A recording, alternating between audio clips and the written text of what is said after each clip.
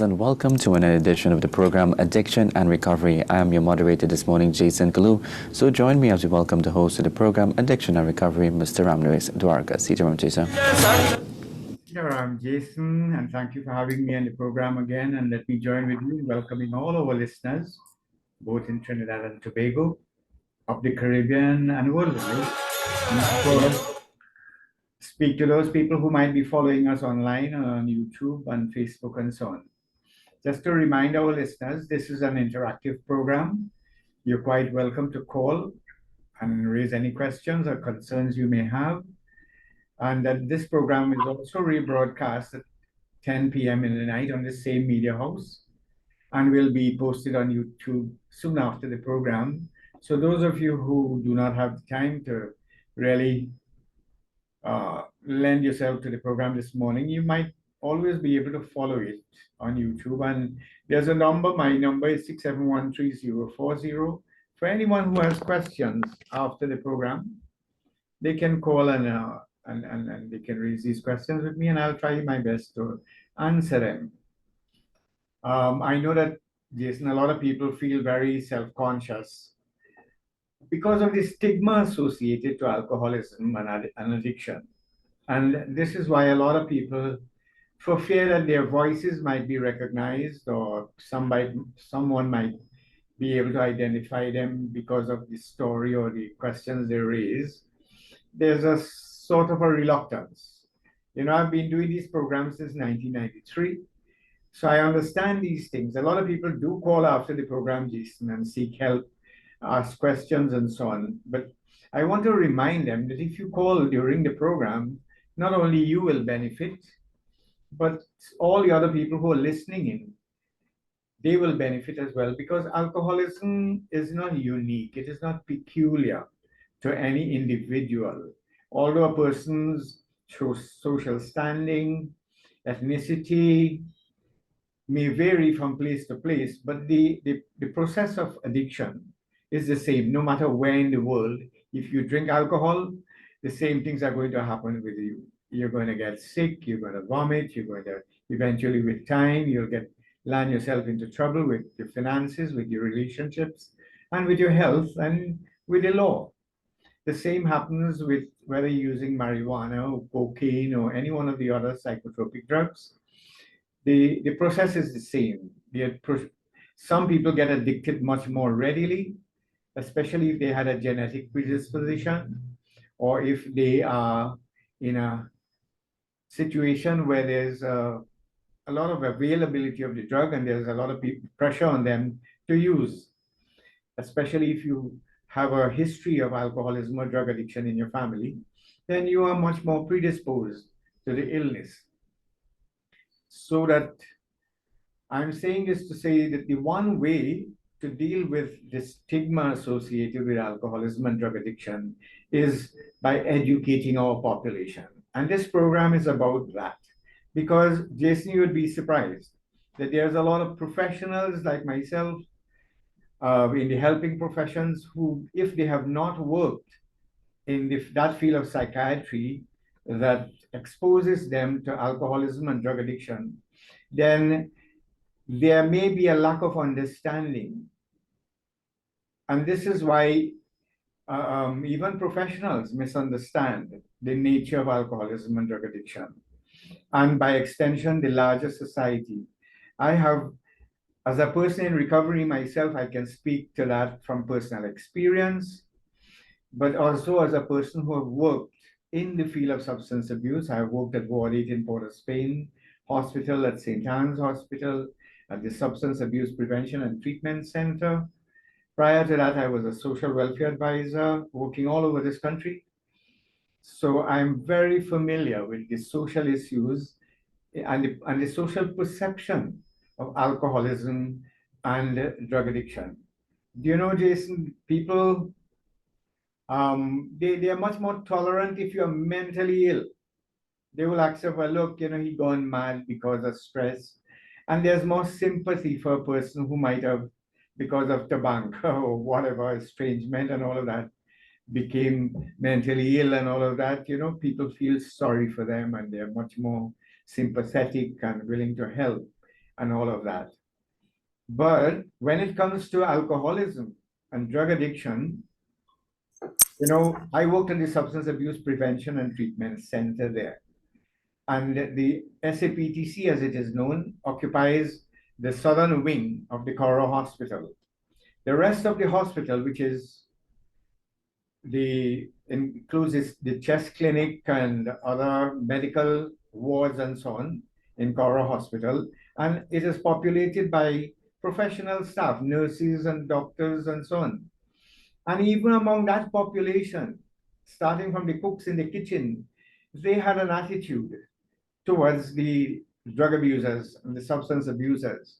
And you'd often hear them say, well, look, those big, young, strong men, they're not sick. They go and drink rum and they enjoy themselves and they give trouble and they come here and we have to cook and wash and take care of them and nurse them like if they are patients. They refuse to see them as patients. And so that there would be a general reluctance from the rest of the staff, generally, towards this group of patients. And they are patients because alcoholism is recognized as a disease. But let me say, there's still a lot of resistance to that concept in a lot of places in the world, especially in the Middle East and so on. Because there are some religions, for instance, that completely ban the use of alcohol. Islam is one of those. And I'm not criticizing him. I think it's a good thing because it generally reduces the use of alcohol. But it's not airtight. It really doesn't work because even in America, Jason, in the 1930s, remember they had that movement where they banned the entire use of alcohol. And what they found is that it gave rise to things that they call the speakeasies, which were bars that were housed in basements and so on. And it gave rise to the whole moonshine trading, bootlegging industry with the famous Al Capone and those guys. They found a ready market now for illegally manufactured alcohol and drugs and so on. We even had a similar situation. We never had the prohibition movement here in Trinidad. But even though alcohol was ready and is readily available, there are places in Trinidad that I'm aware of that people still hide and make their alcohol and so on. Because we had sugarcane and molasses here, we had all the basic ingredients that the rum companies used, Cardi and Angostura and Fernandez, and Trinidadians are very, very, we will find a way. They're very resourceful in that respect. They will find a way to figure out the formula and make it. And yes, there's still pockets of manufacture, I would say, in Trinidad and Tobago. And but this morning, I would really like to focus on the stigma associated with alcoholism and drug addiction, because like I started off by saying, we are more sympathetic to people who are mentally ill. Now, alcoholism and drug addiction is a disease, but it's a lifestyle disease. It is something by choice. But for a minute there, we will not think that although diabetes and hypertension are lifestyle diseases, those are also matters of choice, just like alcohol. But diabetics choose to eat things that are not good for them. And so does people with hypertension. But we have no stigma associated with them. To all those people who eat chocolate and there's so many other addictions. We are starting to develop an attitude towards gamblers. But gambling has been there since the days of the Mahabharata and so on. And yes, we know it's addictive. It's something we should not do. There are severe consequences. People get addicted to it, and you can lose an entire kingdom because of it. But still, the stigma associated with alcohol and drugs seem to outweigh all of them, because The gambler is not seen as unkempt and, he's always dressed and all of that. So it is not as bad as it appears. But if I said alcoholic, Jason, what's the picture comes up in your mind? This is a homeless person who not bathing, who not shaving, who is a vagrant. That's our impression of an alcoholic, you know. So now I want to say upfront though that alcoholics and drug addicts have done a lot to deserve a certain level of attitude towards them because they don't behave well. They are very irresponsible. They keep themselves and their environment unkempt.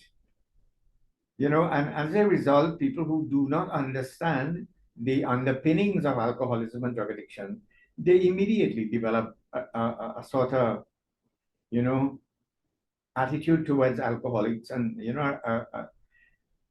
they don't want to be around them, you know, and so that alcoholics and people in recovery need to understand that and need to work at helping the community that they live in now to understand. And again, this is the reason for this program, is to help our community understand that, look, these are not bad people.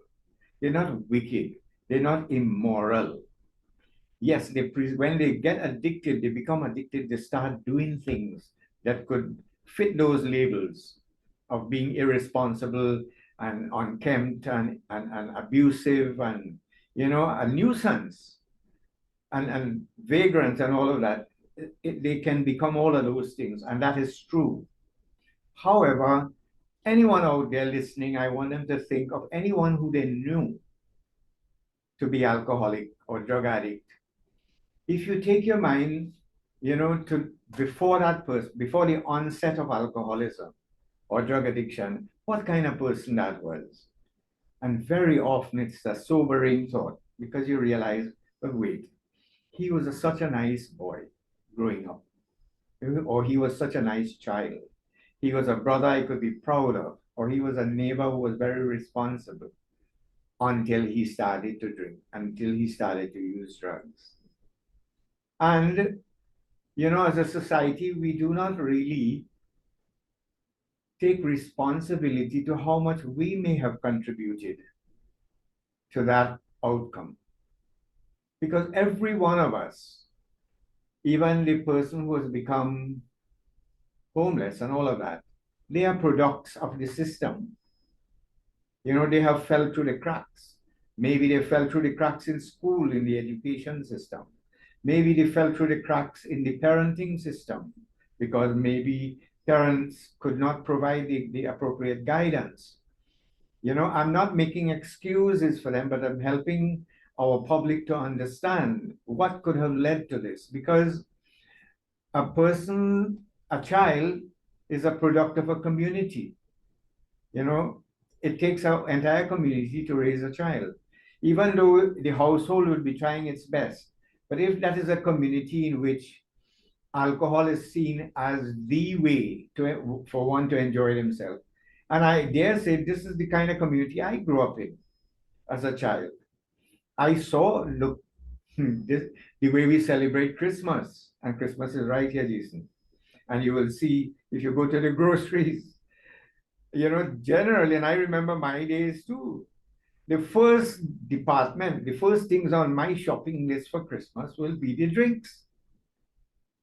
All the other things, the vegetable and the food and the other, all those things would go down to the bottom of the list, but the drinks had to be the first thing.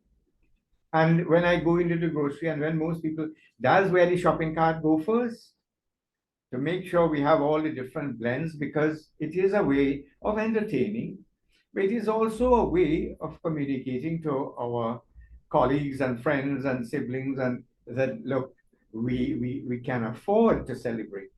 We are not so badly off, even if you have to take a loan to buy some of these things to impress those people who visit us for Christmas. That's the nature of the society in which we live. So that you'd have a lot of people What are we doing? What are we are socializing our children? What our children are seeing. As a little boy, when I was growing up, when family come, they'll send me to the shop with a little handbag and say, look, buy the nip of this or the half of that, and buy a tray of ice, and buy the chaser, and notwithstanding the sign that said you had to be over 18, the shopkeeper wouldn't even bother. They will sell it to me. And I might have been just about 7 or 8 years old. And I am sure this has happened in and continues to happen in a lot of communities. You understand?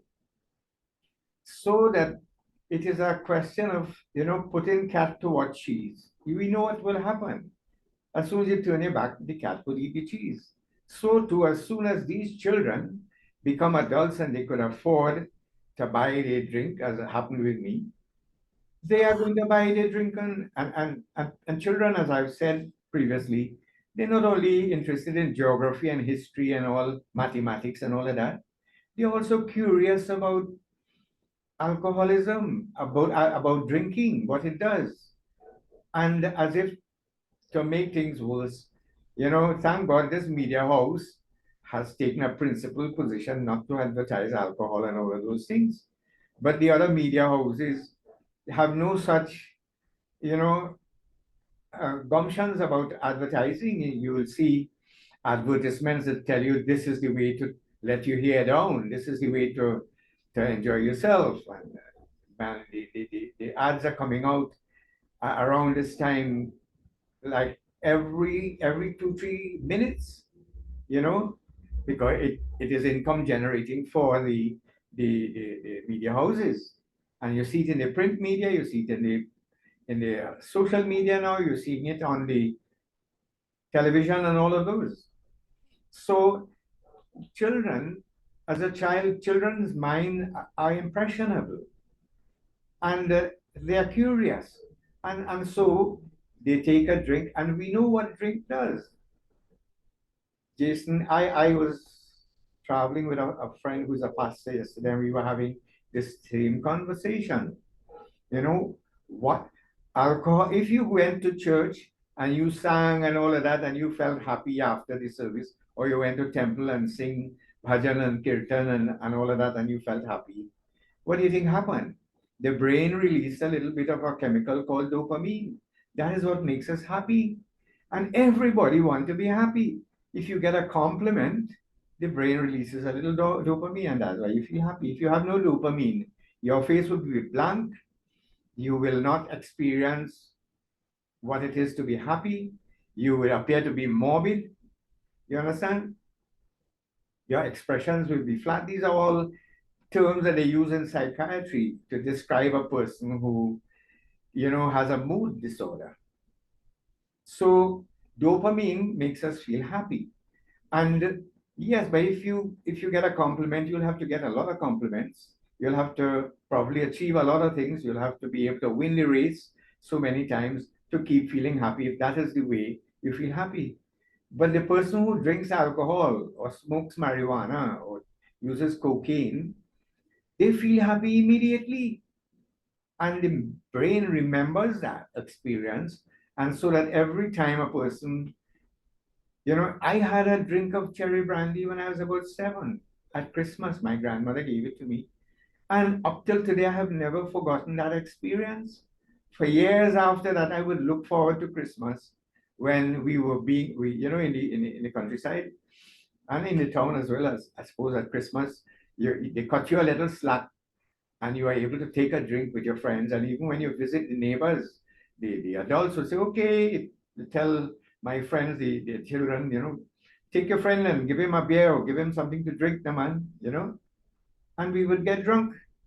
And I will never forget that experience. So eventually, if it would work to make me happy, the thing is, alcohol is a mood altering substance. Cocaine, marijuana, all of those are mood altering substances, and it can change your mood from sad to happy. And this is why a lot of people eventually starts becoming more and more dependent on it. And So there is psychological dependence for people like me who had low self-esteem and all of that. When I take a few drinks, I get brave. I could sing a song in front of a crowd. I could ask a girl to dance. And then there are other people who, if they're feeling depressed, they find when they take a drink, it takes them out of the depression. If they're feeling angry and anxious, they take a drink, it mellows them down. And so a lot of people who might have started using it recreationally move to start using it to medicate their moods. And that is where the dependence starts. And now, to add to that, once a person starts using psychotropic drugs, there's a saying, whatever goes up must come down. So if you are getting a high from drugs, alcohol, marijuana, cocaine, eventually it's going to wear off. And when it is wearing off, you are going to become depressed. It has what is called withdrawal symptoms, like insomnia and depression and anxiety and bodily pains and nausea. And as you continue to become more and more dependent, the withdrawal symptoms become more serious. I know I did a whole program on withdrawal symptoms not too long ago, and listeners can go to that program on YouTube and listen to it in its entirety. But these would be the things. So it becomes a very painful experience for the person who has been using alcohol for a while and have become dependent. Now, when they stop, it is a very, very painful experience. And this is why they will continue to use. So it's like what we normally call the merry-go-round effect. You take it to feel better, only to come full circle back to have to take it now to deal with the withdrawal symptoms in order to feel better. And in the meantime, you're developing tolerance. So the one drink or two drink that used to make you feel good is not working anymore. You have to take more and you have to take more. And over time, if you fast track that, eventually the person has reached to the point where they can't function without the alcohol in order to be able to go to work. I had a patient this week I was speaking to who have a very senior position. And he told me unless he had a good few drinks, he will not be able to function. He can't even sign his name. But what would happen in going to take those few drinks, he will lose all the urge to go to work eventually and will not show up and will now have to go get a medical. And of course, to go to get a medical, he will have to lie to the doctor, and fake a whole lot of other symptoms in order to get the medical. So a lot of other maladaptive behaviors get in there.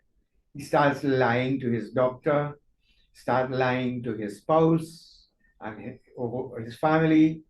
And as a result, these are the things that will eventually fire the stigma associated to alcoholism. So it's like, between a rock and a hard place. Now, I can't blame of the family or the neighbors for developing an attitude of rejection towards the alcohol or the drug addict because of he lies, he cheats, he abuses, he misbehaves, he's irresponsible. And it is human nature to respond to those things. However, on the other hand, he, without help, can't seem to change that. Because the first thing the average person out there would say, but nobody held him down and put the alcohol in his mouth. Nobody forces him to drink. He went to school. Look, he has brothers and sisters. He comes from a good family. How he can't seem to understand. This is always baffling to people who are not totally aware of the nature of this disease. How come a sensible man like him, coming from a background like he has, how can he be doing these things to himself and to the people around him? You understand? But this is why I'm discussing this morning, so our listeners can understand. Some people are born alcoholics. It is not their fault. If your father, your grandfather, your great grandfather were alcoholic, You could be born with the DNA that predisposes you to alcoholism. Now, as I say that, to the people who are alcoholics, who are listening out there, although you might be born that way, you had no control over it, that does not give you an excuse to continue to do it.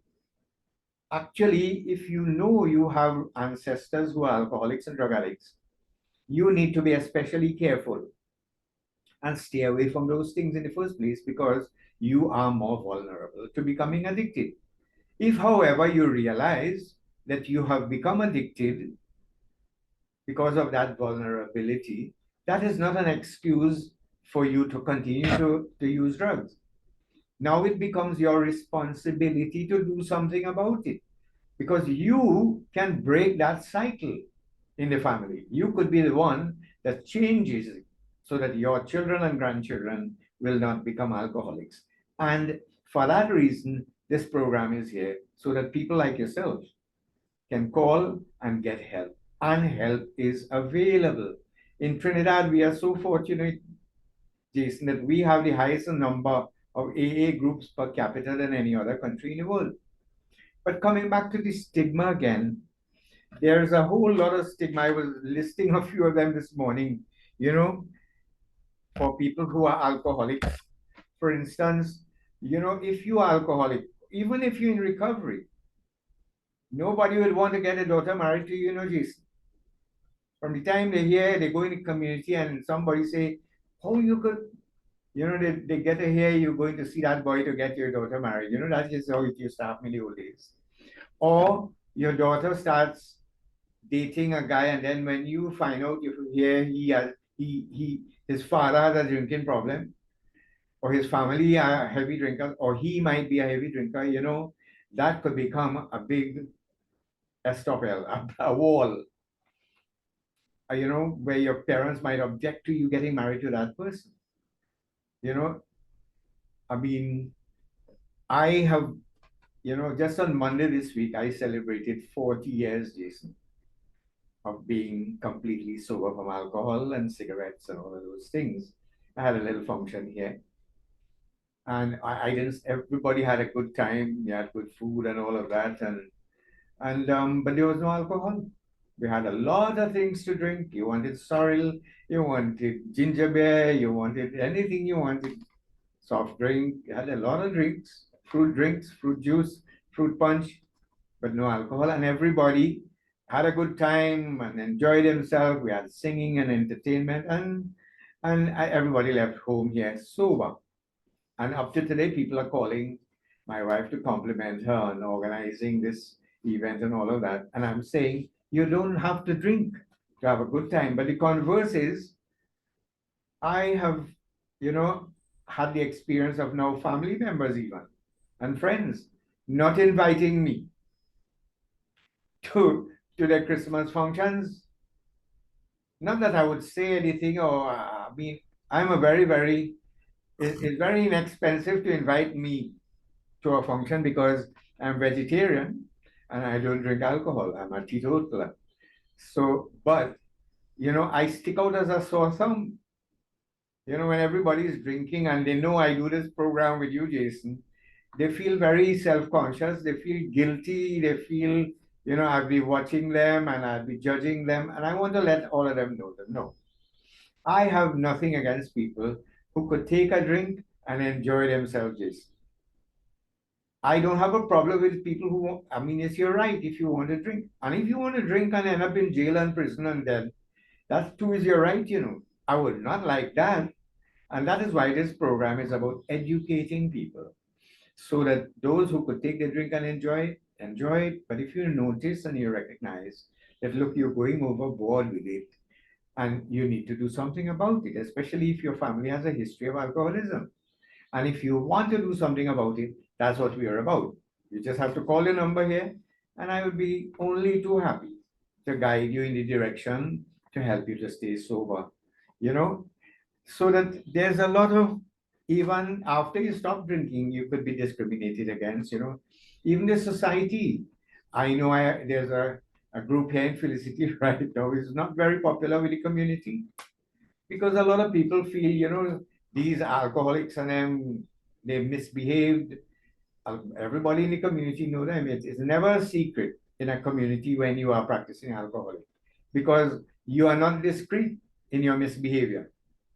You know, you drink in the shop and you cuss everybody coming up the road and you pelt people's house with stone, and then you go home and you beat up your family, and everybody knows your business. Although a lot of alcoholics, practicing alcoholics, seem to think nobody knows what they're doing, but you can't be discreet. When a person is drunk, they're very loud, you know, and they discuss their business all about. Now, I also know that even in professional circles, the government, for instance, in most countries, are not quite willing to vote funds for programs of recovery, you know, of alcoholics. Generally, as a professional social worker myself, and as a policy, I used to be director of family services. I used to be director of the Piparo Empowerment Center, and I can tell you, there's generally a reluctance in not only in Trinidad but worldwide with the money you have. You know, just like a household, Jason. You are the head of the household. You have a limited amount of funds. You will want to spend it to fix the house and educate the children. Well, first thing you'll want to make sure you will want to prioritize giving your family food, right? Then you will want to make sure they have clothes and the children have books. And so you will prioritize your spending. The last thing you'll want to do is to pay for somebody to go for treatment for the drinking and drug use. You won't take your money that you could give your children, you know, that you need to give your children to buy books, and give it to your brother or somebody in your household who has to go and pay now to stop drinking and use drugs. You understand? So too in the larger society. And you can't fault the planners for that, because that's the general perception of the society that, look, this is a self-inflicted illness. But I want our policymakers to understand too that these people are the products of the society. They are the products of the fault, the cracks in the education system, in the parenting system, in all the social systems that allow them, you know, or facilitate them to get to this position. You understand? So that, again, yes, there's so many kinds of discrimination. Even the name calling, the vocabulary associated with drug addiction. You know, even in the literature, the research literature, where they use addicts and alcoholics, and nobody likes to be called an addict or an alcoholic. And as if that is not bad enough, the society, you know, have come up with their own names, like Piper and Bong to Drunk and Skettle, and you know the names we call these people. You understand? That further add to the stigma.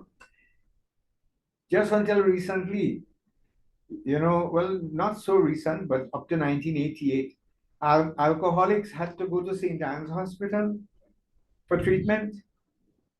You know the stigma associated with going to St. Anne's Hospital, Jason? From the time people hear you going to St. Anne's, what's the impression you get? Well, boy, he has gone, he has, you know, gone cuckoo. He gone mad. You know, when you come out of there, people in your community, you say, well, hey, you know, he has his mental papers now, you know, he could kill anybody and get away.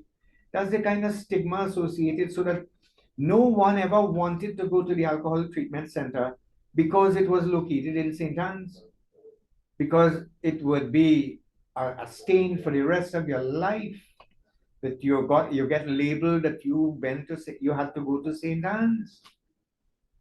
You understand? It sounds simple now, but that for those people in the old days, they would rather die out there, but they're not going to St. Anne's. And it is one of the, thank God for people like Professor Berbrand, Dr. Lewis, and all of them.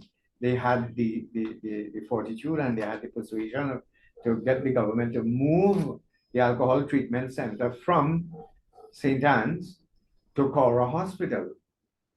But still, You know, people in the communities, I worked at Cora Hospital, I can tell you.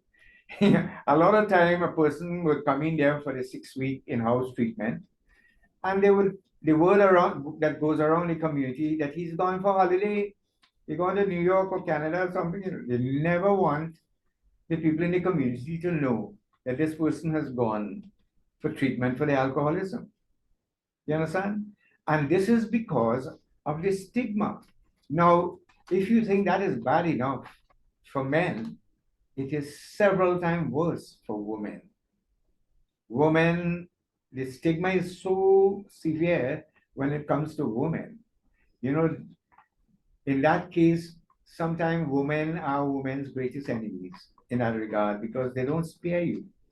If they know you've gone to Cora for your alcohol treatment, and it is also for the same reason a lot of women have not been coming to the Alcoholics Anonymous meetings in their communities, because that is like God making like putting up an advertisement, billboard that look, you are unable to handle your drink, that you have been drinking rum all the time, and the neighbors and they would have been probably shushing it, on the voices to one another that this person has a drinking problem, but women struggle to keep it a secret. And this is why they tend to use psychotropic drugs, the prescription pills, in conjunction with the alcohol as well, so that people don't smell their breath and all of that. And it is because of the stigma, because it is okay for men to drink, but it's not okay for women to drink in this society. This society is not very kind, but a lot of women seem as they are ready to confront the society and that. And so now you have these bars where they have a veranda coming right up to the pavement, and women are sitting there and drinking as if it's nobody's business. I don't think that is helping to reduce this stigma. I think more likely it is provoking the rejection from the rest of society when men or women do things like that. So that eventually it leads to a kind of isolation, the stigma associated, well, with alcoholism and drug addiction. And this is when a lot of people will, you know, become closet drinkers, closet users. Not so much the men, but the women. And as a result, they will not access treatment that is available. As I say that, this is a good example of how a crisis can become an opportunity. The recent crisis, the COVID crisis, where so many things had to be done online, and all the physical AA meetings had to be shut down because people could not assemble. The schools were closed and not available. And out of necessity, we started having online meetings, using the same Zoom platform. And now there are meetings going 24 hours all around the world. As we speak here, Jason, there are meetings, AA meetings. And what is happening? There's a new phenomena where a lot of women are now attending these meetings. Because at these meetings, you can switch your video off. You can even change your name. You can put a mnemonic of yourself. You could put a pet name or any name you want, and that's okay.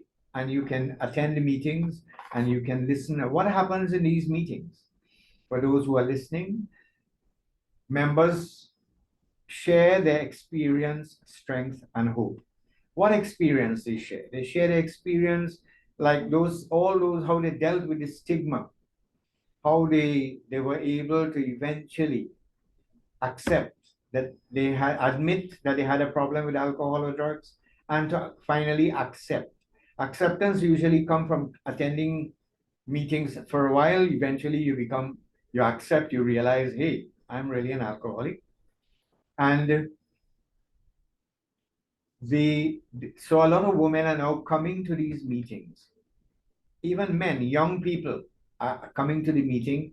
So I was saying in the meeting, people speak about how they came to be an alcoholic, how they started drinking, what are some of the things happened, how they started drinking more and they started drinking more often, and how What are some of the bad experiences they started having until they realized what made them realize. Some people had a crisis, they got into an accident, or they were charged by the police, or the wife, they, they separated from their family, or they got into some serious accident. For whatever reason, they decided, or they were referred from their employment to go get help. And eventually, they gained insight into their problem and realized that they had a serious problem and they needed to do something about it.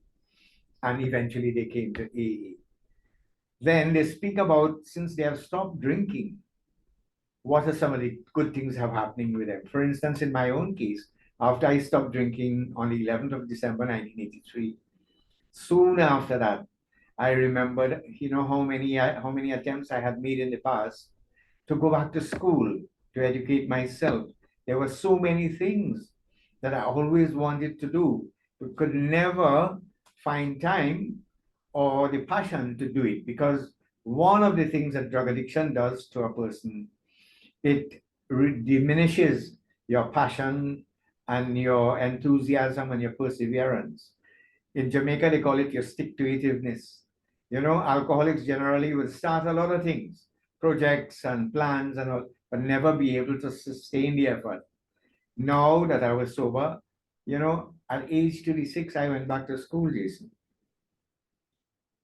I started my life all over again. And, at that time, if God self had come and told me that someday I'd be doing a program like this, I would have probably asked him if he drunk, because I couldn't imagine it. But for a person who is drinking, if they stop and they are able to stay stopped, and that's the important part. And stopping, a lot of people stop, Jason. Not everybody is able to stay stopped. But if you could stay stopped, then you'll find that you have a lot of time and you can regain that respect in your community. The same people who would pour scorn at you and insult you and, say unkind things, eventually, when you start living that sober life, start becoming a useful member of your society, you are able to regain that respect. So they speak about their experience now that they are sober, like getting their license back or going back to school. In my case, I learned to play music. I've been involved in so many other, voluntary organizations. I used to be at the National Council on Alcoholism there as the president. I'm also now a director at the National Council of Indian Culture. I used to be secretary of the Nursery School Board. And all of this is because I stopped drinking. When I was drinking, I couldn't even think about those things. I was a board member at the National Alcohol and Drug Abuse Prevention Program. It was because I went back to school, I got the appointment as Director of Family Services and Director of the Piparo Empowerment Center. So these are the things that people speak about to let the listener know that, look, there is light at the end of the tunnel. That if you stop the drinking, you can rehabilitate yourself. No matter how long you've drank, how many, the more bad things have happened with you in the past because of drinking makes you more ready to stop. And once you stop, what are some of the good things that are happening as I am describing today in my own life? There's, the sky is the limit when you're not drinking. There's a saying, Jason, you could run, you could walk, you could creep, you could even crawl to freedom, but you can't stagger to freedom. Meaning, when you're drinking, your life is not going anywhere. And that had been my experience. At age 18, after I left high school and really started to drink, it was like I was marking time in one spot. In fact, I was on a retrograde projection. I was going back. People who had respected me before were now no longer respecting me. You understand? I was losing confidence in myself. I was very fortunate that I didn't get into any more serious trouble with the law, with my job. But some people are not as fortunate, but it did take its toll on the rest of my life. But I'm saying that all is not lost. You can stop, and you can stop today. You don't have to stop for the rest of your life. You just have to avoid that first drink one day at a time. So before we close, let me just give you the formula. Wherever you are right now, you can just find a quiet place and say, God, help me to stop drinking. We pray to God as though everything depends on God, but we have to work as though everything depends on us. So having said that, just distance yourself from where drink is available. You stay away from the shops, stay away from the drink. Keep your stomach filled, if you remember the word halt, HALT. Avoid hunger, anger, loneliness, and tiredness. Because these are 4 things that could lead you to go back to drink. And remember, you're just doing this for today. And I'm sure anyone out there listening, no matter how heavy you've been drinking, there are days when you didn't drink. And let that be today. It doesn't matter how rich you are, how powerful you are, who you are. We all only have today. None of us have a monopoly on tomorrow. We don't know whether we have a tomorrow. So why worry about that? All you have to do is not to drink today. And at the end of the day, you thank God and you go to sleep. You go to an AA meeting to help you to understand your illness and how to deal with it. And when tomorrow comes, you renew your contract with God again and says, God, just for today, help me to stay sober. And that has worked. There is a saying, a journey of 1,000 miles begins with that first step. And no matter how tall you are, Jason, you can only make one step at a time. And I'm asking all listeners, take that step today. You understand? That's all you have to do. Tomorrow, Right, so always a pleasure to have you on the program, Mr. Dwarka, and what a wonderful note to end on. So there's so many matters of stop and stay in stop, and of course, join us next Thursday, same time, same station. Until then, I'm Jane Siskalu saying sit around for now. Thank you very much, Jason.